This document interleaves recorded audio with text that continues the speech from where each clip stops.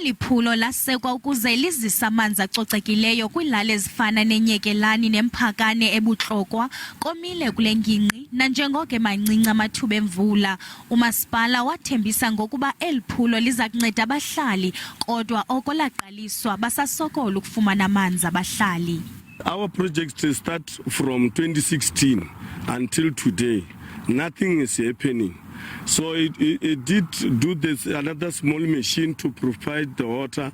That machine is making the whole day 5 liters. And our village is very big.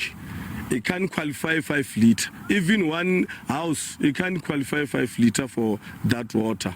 So when I ask him, where's the money? He said, no, we got the left 3 million, we have 3 million and then we can finish the project. After 1 month, that 3 million is gone.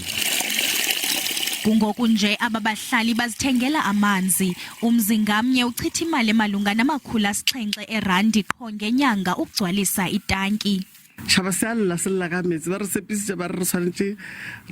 Uthi asinamanzi. Umasipala wasithembisa ukuba uza kusinika amatanki ukuze umzi nomzi ube namanzi, kodwa kunangoku akukho nto ayenzileyo. Asiyazi ukuba senze ntoni, noceba wethu akayazi ncam ukuba kwenzeka ntoni ngeli phulo.